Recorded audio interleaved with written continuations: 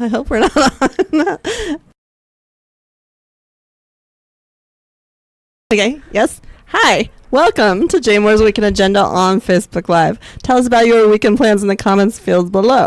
Like, share, and follow at hashtag JMooreWeekend. I am Amanda, and I am joined today by Ivy Bookshop owner Emma Snyder. Hi, Emma. Hi, Amanda. Welcome Thank you back. for having me. I'm so glad you're back because it's the best time of the year. It is. I'm so excited. I've been waiting for this show all month because, you know, it's summer reading season and we get to sink our teeth into all sorts of good reads, and you always bring all the delights, and I love this. All right, so let's just get into it. Tell us what goes in the beach bag this weekend, holiday weekend. Yes, what is going in the beach bag this weekend, the very particular Ivy Bookshop beach bag, is a real variety, an attempt to get a real variety. A little bit of fiction, a little bit of nonfiction, a variety of voices. But starting from the top, we've got Courting Mr. Lincoln by Lou Byard, who's actually going to be visiting the Ivy Bookshop in a couple of weeks, June 11th, I believe.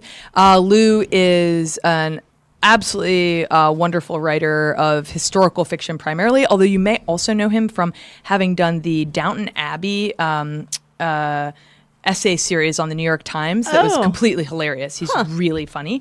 But this particular book is about Mr. Lincoln, our wonderful 16th president, and specifically about him in his sort of early adulthood and a best friendship he had with his roommate, and then Mary Todd Lincoln and their sort of courtship and love, but sort of these two primary, very intense relationships he had, kind of reimagining them. So really interesting book for those among you who might like history Is it good and and historical juicy? fiction. Yeah, I mean, I'd say yes. I always want some juicy. Yeah, I think it's juicy. I think it's interesting. It's smart, but it's also really gripping and involving. And yeah, I'd say there's a little juice there. All right, like pick Lincoln's this one up. love life. Did you ever think about it? How sexy it gets so. Yeah, I don't know. Oh, speaking of sexy, what I've got here is a book that I will admit, I have not yet read, but we just got it in the shop on Tuesday. It's called Red, White, and Royal Blue, and we ordered a bunch of copies because one of our the publishing reps that we work with was just said, this is amazing because it's... the premise is, what if the first son of the United States and the heir to the throne of England fell in love? And yeah, that right. Sounds so good. Which is sounds kind of amazing as a beach read. Yeah, I mean, just that the actual premise is that they hate each other, and in order to overcome what could become like a sort of global nightmare, they're sort of forced into like a false relationship that actually grows into This sounds a true like romance. It should already be like a HBO. Yeah, series. I think that probably there'll be a Hallmark movie or something like that made out of it. But And it the sounded cover's like great. the cover's amazing. When it arrived, everyone was like, Ooh, what is this? Is that book? Exactly. Because So, I do judge books by their covers. Because why not? Yeah, you've got. I mean, cover art. It's is pretty a incredible. business. It is a business, yeah, and Right. some of them are really beautiful. So that looks we, great. We think that looks great as like a very fun, very funny, very interesting summer read. Next, very different book we've got is Women Talking by Miriam Toews, who's a completely exceptional Canadian writer. Specifically writes about the Mennonite community, and this book is her newest. It's just come out, and it actually sort of leaps off of a real event that happened in Bolivia, where in a Mennonite community, a number of women had woken up having had some kind of physical experience in the night, and the concept was that they were being kind of ravaged by demons, but it turned out they'd been drugged by men in their community and were then being consistently raped. Yes. And so she takes that and sort of transplants it to a different community. And what this is a record of those women gathering to talk about whether they stay in their community or they leave it, while the men have gone away to bail out the rapists. So it's a very intense book. Yeah. She's an absolutely beautiful writer, incredibly thoughtful person. She has a book that came out a number of years ago called All My Puny Sorrows that is also just I have lots amazing. of puny sorrows. Also a terrific title. Again, judge a book by its title, judge a book by its cover. I remember hearing about that, and they were using like some sort of a cattle spray that like just knocks out cattle, and that's how they. Like, no, these women didn't even really understand people were breaking into their homes. But they also didn't have any rights, right? Like the men run society. Exactly. That's that story like haunted. As soon as I heard about it, it haunted me. Like, it's people a could just story. walk into someone's store, spray them with cattle spray. Cattle spray. Ooh. Yeah. So That's a little bit heavier. Different, a little heavier. Maybe not for the beach, maybe for. But I think a really important book. And, some of us, as I actually was saying in the shop, I was asking if anybody else had good recommendations because I was like, my tastes tend a little towards the bleak and upsetting. I don't only want to present that. Escapism there. But really fascinating. And again, it's the sort of book that I think invites you into the story it is telling, if the story it is telling is quite disturbing. Normal People is by Sally Rooney, really wonderful young Irish writer. She had a book that came out last year called Conversations with Friends that was a debut novel that got a ton of attention. This just came out last month, and it's a story. It's a young love affair between two kind of kids from an Irish town who end up in Dublin at Trinity, and it's this ongoing sort of, they have a high school relationship that moves into college, and it's just kind of about the nature of first love and sort of learning to love, but also kind of let go of people and the ways that relationships change over time and how they inform who you become. But it's really wonderfully told, great voice, just insightful writer. That sounds like fun. Yeah, Miracle Creek by Angie Kim, debut novel that just came out in April. Really wonderful kind of courtroom drama. Ooh, those are good. Which are great. That's and good great for summer reading. Absolutely. And it's specifically, the premise is also really interesting. It takes place in Northern Virginia at the what is called the Miracle Submarine, and it's a place. It's like a barium chamber where you can take people for sort of rehabilitative reasons. It's used occasionally in treatment for kids with autism or people with other sort of physical issues, or it's like intensive oxygen maybe. Anyway, so there's an explosion, people die, and then it's a court case around kind of what happened and who's held responsible for it. That sounds very interesting. Really interesting. And the woman who wrote it, it's her debut novel. She worked for years as a litigator, decades. So she's a sort of a wonderful person, and it's a really thoughtful book. It's really smartly executed. It's got this like propulsive through line of the plot, but the courtroom scenes feel very real. I'm adding this one to my list. Yeah, sure. I would recommend it. Nobody I know who's read it hasn't. I recommended it to my dad, and the other night he was like, "That is the best novel I've read." Really? He could not put cool. it down. All right, so, I'm definitely adding that one. And then the guest book is the book that actually I have been most compelled by yet this year. It's a historical novel, goes through several generations of a family in the 20th century in the United States. And specifically, they have a little island that they buy in Maine, very wealthy family, a little island that they buy in Maine in the 1920s after a family trauma. And then it's kind of about the relationship with the island, but also sort of it allows, as it goes through the decades, it just touches on everything, like race, class, religion, sort of complicity in like Nazi war crimes. I mean, this novel's got a lot of heft, but it manages to do it with these incredibly compelling characters. It feels very human. And it's multi-generational. Multi-generational. Yeah, it goes back and forth. There's like a historian character now who's kind of looking back at her family history, but grappling with it in very personal ways. And a lot of it is just around sort of in a way that I think a lot of us think about or should be thinking about is sort of complicity and kind of broader cultural blame and trauma and things like that. Exactly. Yes. And so I think I found it to be a really bold book in a lot of, like, she just takes on a lot and she manages to deliver. Pretty thick too. It's quite long. I feel like you could take this on your cruise. No, that's exactly. This could last the whole cruise. It's satisfying. Like, it really, you get to stick with it. Though I was so sad when it ended. I hate that feeling when you're like, you keep rereading the last chapter just to prolong it. Absolutely.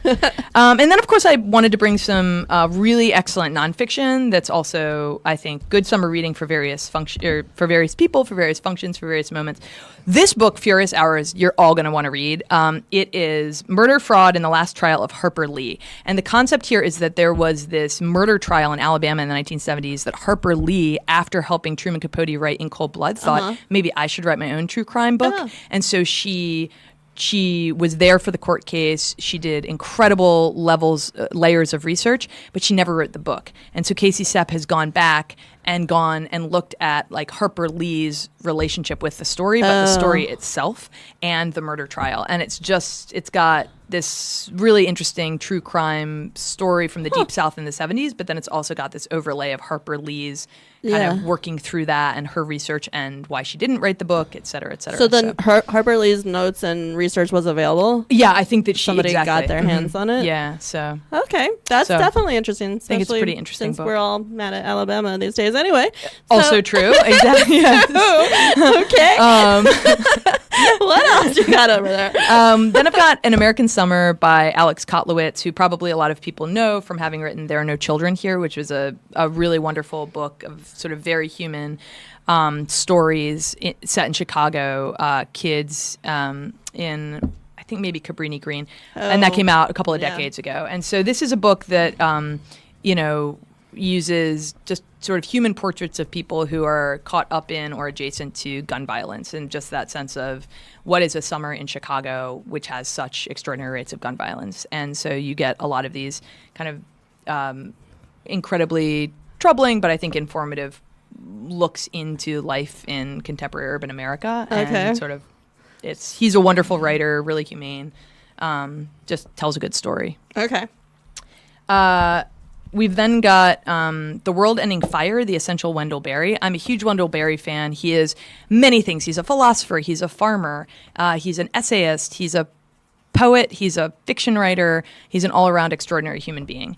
And we like him. We like him. I'm a big fan. I think everybody's life is improved by reading Wendell Berry and thinking about the ways in which we live in the world. And so The World Ending Fire is a collected series of his essays that was put out last year that were selected and introduced by a really interesting British writer named Paul Kingsnorth. But so it just kind of it walks through Berry's career from sort of the 60s through now, taking out selected pieces. So this is for if you're going on a trip somewhere beautiful and you want to sit and sort of reflect and contemplate on the world, especially the natural world. He writes about agriculture and he writes about nature and sort of the ways in which we've degraded it and the ways in which we can preserve it. Yeah, and so this is a book that I will be taking along with me, not necessarily to read straight through, but to kind of revisit pieces of essays that make me think about kind of how to live more responsibly in the world. Any chance? I am actually going to the woods next weekend, so there you go. Okay, perfect. Exactly, I'll take it along. I see an Adirondack chair. Adirondack chair, staring at nature, thinking about. Exactly, this is the book for that. Book. I got it. So grab it, read pieces of it, and think about how to live more quietly and simply in this world. Lower that footprint. Yes. And finally we have We Speak for Ourselves by D. Watkins, A Word from Forgotten Black America. And this is a book that I just think, wonderful local author. If you haven't read any of D's previous works, he has a collection of essays and a memoir, The Cook-Up, that is terrific. This is his most recent book, just came out last month, and it's about giving voice to communities that haven't always gotten sort of representation, having had their voices be represented. He's just an incredibly insightful guy, really incisive thinker, really wonderful and accessible writer, and he's writing about something that's, I think, one of the essential kind of issues that we should be grappling with. And I just think kind of everybody in Baltimore should read this book. So right, we should have a one city, one book thing. We don't really do that. Do we do that? We do that. Well, the Pratt does it. Yeah, the Maryland Humanities and Pratt do get together, and there is a one city, one book. I'm not telling anyone to do that. So let's talk about that. Let's make it this one, and I will read the book. This would be an absolutely wonderful one city, one book read. All right, so I feel like there are sort of two schools of thought on what is a summer read or a beach book. I tend to go toward, well, I guess I do both, but there's the people who just want to read the junk, right? Like, I remember one summer sitting at the pool and every woman poolside was reading 50 Shades, one of the 50 Shades. Mm-hmm. Everyone, I looked up in the whole pool. It was kind of hysterical. Because, you want to escape. You want to let your mind just be at ease. Yeah. So guilty pleasures. And then there's other school of thought where I feel like people have a stack that they've been looking at all year. And they're like, I just got to get to summer and I can get through my stack. And those are like the more important stuff, the things that it's like on a to-do list. Yeah. Okay. So let's start with guilty pleasures. Do you have any, or are you reading just do you mostly just read like the important stuff? Oh, I mean, I have guilty pleasures, but I also think like everybody's guilty pleasure is a different kind of thing. Sometimes I guess maybe my guilty pleasure would just be rereading old books that I've really loved. I'm a bit of a rereader. Yeah. Which a lot of people are like, I just why don't would have you the do time that? for Exactly. that. I don't either. That's I think why I feel mildly guilty about it. It's a guilty. That's why it's guilty. Yeah. I'm actually trying. I really envy people who have gotten deep into mystery series. Yes. And so I sort of aspire to that. So I love taking other people's recommendations on that count. And last summer I discovered a really wonderful writer of psychological thrillers named Flynn Barry, and I devoured 2 of her books in a row, and I'm waiting on her 3rd book. Now so, I need to I need to do that. Yeah, I gotta add that. So yeah, I love Swedish crime fiction. Yeah, like Joe Nesbo. Mm-hmm. That's to me, that's just like it's just throwaway, but I love it. And as soon as there's a new one, I read it immediately. But you know how everyone's doing the re-versions of Shakespeare, and he did Macbeth. I didn't love his Macbeth. Yeah, I tried forced. that last summer, and I couldn't. I it just seemed like forced. I got we a couple already know chapters where the in, story's gonna go. Mm-hmm, yeah, I mean, but you reread. But yeah, I do reread. But anyway, so I love Joe Nesbo. But my other thing is I like to take something. If I'm going on a weekend trip or something short, I like to take something that I can finish. I know I'll finish, so I can leave it behind because I don't do Kindle. I like real books. So I just took Dan Brown's Lost Symbol. It was like the only Dan Brown I hadn't read. It's the one about Dante's Inferno.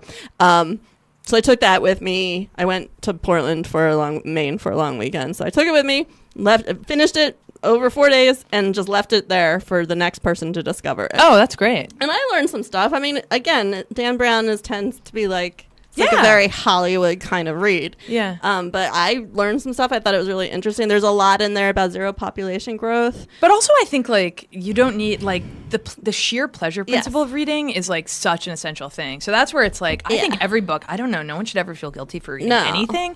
Except that sense of it's more about like what do you want in the moment. And that's where I feel like summer reading, I think it's wonderful when people have stacks, but that those stacks are really very just like what do you want to How do you want to make reading like a part of your life that you look forward to? Right. Whatever is going to get you there, I think. So I do that. I do the like, oh, I haven't read these, and these. So, and I know I can read them in a long weekend and leave them behind. I just have this thing where I like to leave the books behind. Yeah. Like I've known travelers. I think that's great. I've traveled with people who, like if we're on a really long trip and, because of the weight or the heft, they'll read they'll rip off the part that they've read, so that the book gets lighter as you go. What? Yes, I know, right? I know. That's horrifying. I'm even sorry I had to tell you about it. Like, it kills me. Yeah. But there are actually people who travel like that. That's insane. I know. Like, just read the book and leave it behind for someone. So anyway, so I do that, but then I do have my stuff, like I've been trying to get to this, I've been trying to get this, and that will maybe last me like longer through the summer. It's not just for the weekends. Yeah. So for that right now, I just picked up Barbara Kingsolver's Unsheltered. I love Poisonwood Bible. To me, that's probably one of the top, 50 books maybe ever. And I haven't read anything else by her. So I just started this. It takes place in New Jersey in a home that, like, it goes back and forth, I think, between colonial times and present day. Mm-hmm. And right now, I just got this far in because, I was doing Dan Brown. But it's... right now there's a lot of just family dysfunction, and but I know she's going to bring like probably climate change in because that's something that Barbara Kingsolver is big on. She does a lot of that. So and like the changing world and how we're living in it and how we can adjust. I think. I will say, if people want a book that will keep you up at night this summer, if anyone's looking for that, let's do that. There's a book on that called Uninhabitable Earth that I read this spring that is terrifying, but really tackles that question of what are we actually about to experience in the next next decade. Is it nonfiction or it's nonfiction? No, it's real. And that's I was having dinner with some friends a couple weeks ago, and one of them he had it out, and I said, "Oh, are you reading Uninhabitable Earth?" And he was like, "I can't. I have had to stop because I cannot sleep at night because of it." Huh. But I really would advocate that. Again, this is a bad sales job for the book, but I think it's a really important book that everyone should read because it's a very smart person asking very serious questions about what we are headed into. It's not a question of it's now. It's coming for us. It's now. And it's like, here. Don't stop. Don't pretend like this isn't gonna hit you. Like it's hitting us. And so we should be aware of what's about to come. I think that is a good summer book, though, because, the weather, we're always like, oh, it's so hot. Why is it so hot? Or then it's not hot, and you're like, why is it not hot? Why are we getting these torrential rains? Like, what? A flood happened? Why is the middle of the country? This is what we've done for ourselves. Yeah, so I think it's a good time to read that. Read it while you're in the pool. Like, you can be in the pool and like, oh, wow. Right. No, right. While you're appreciating nature. And it's like, yes, let's protect it. Yeah. So. If you just got here, you are watching Jane Moore's Weekend Agenda on Facebook Live. Like, comment, and share. I am here with Emma Snyder of the Ivy Bookshop, who always brings all the good treats with her. We're talking about summer reading. So if you are reading something right now, we want to hear what it is. Tell us all about it. Tell us what you want to read, or pick up one of these amazing recommendations. All right. So what's new at the Ivy and Bird in Hand? Oh, well, all sorts of things. Tell us some new stuff. Tell us what's going on. We've had a number of events recently. I know you'd noticed we had Cal Ripken visit the so store awesome. Exactly 1 week ago at this time. He was hanging out, signing books. It was wonderful. As I said to many people, that sort of the 8-year-old Emma was going insane. Oh my God, Iron Man is here. Yeah, absolutely. Did you read Just Show Up? I've begun it. I read the first chapter or two, and it's lovely. He's a wonderful human being who I watched a wonderful exchange between a gentleman who'd waited in line for quite a while, got up to the front and sort of thanked Cal for being a wonderful role model in his life. Nice. And then Cal sweetly said back, he was like, well, I just always wanted to make my dad proud. And I just was standing there like watching this very earnest exchange that was like, oh, yeah, being a good human being and sort of it. I feel like that's a lot of what the book is about. So father-son stuff, lots of it. Yeah, and just sort of be reliable, sort of show up. Yeah, I mean, try hard. These essential things that can get lost in sort of a complicated world. But I think that there's an essential strain of being forthright, being reliable, trying hard, sort of doing the best with what you are given. Yeah, taking care of yourself and other people, etc. That is worth revisiting as an idea. How packed was it? It was very crowded. We had some people show up well before the store had opened. Really? And hang around outside. Yeah. That's cool. So it was sweet. It was wonderful. That's good. That's really good. But we've had just a ton of really wonderful events recently. We had John Urschel and his wife Louisa Thomas were also in the shop this week. And John was the former Ravens offensive lineman who's also getting a PhD in math at MIT. Right. Exceptionally I love that story. I love that story. Like impressive. Glenn, you talked to him this week too, right? Yeah, right. Because the book, he just has a book that came out that's about both football and math, and the sort of passions for both. Because he's smart. In the end, he picked math, and he clearly just really loves math. And it's just always wonderful to see people who have found, things they deeply love. That is one of the great joys in life. Is watching someone be authentically enthusiastic. So I do. I like that. What's the hot seller in the shop right now? The guest book, which I brought, I would say is the hottest seller at the moment. Where'd it go? This one. This is, There you go. Yeah, I'd say. I snuck it away already. What? Big historical novel of the summer. Again, touches on all sorts of things. Really big seller in the store at the moment. Cal's book, I would say, big seller in the store at the moment. And then I'd say the Furious Hours we're selling a lot of that as well. The Harper Lee murder trial. Yeah, I didn't know anything about that. I didn't realize that had even happened. Yeah, it just came out, so. No, that's good. And what about Bird in Hand? You got any news going on there or anything you want to talk about or no? No, I mean, it's wonderful. It's we're looking forward to the summer. We're looking forward. We will begin to have a bar program there soon, so that's an exciting thing. We've got a big patio. Come on down. You're gonna browse have to books. kick me out. Yeah, there you go. There reading the guest books. Eat delicious food, drink delicious coffee, browse books, and then at 5 or 6, get a glass of wine, sit on a beautiful patio. We look forward to a really wonderful, relaxing summer there. Yeah. Excellent. Also chock full of really interesting events. Actually, we've got a great event coming up at Bird in Hand. Another book that I wanted to mention, but it comes out on June 4th, is by a woman named Kristen Arnett. She'll be visiting Bird in Hand for a reading in June, and a book called Mostly Dead Things. It's about family and taxidermy. It's a queer love story.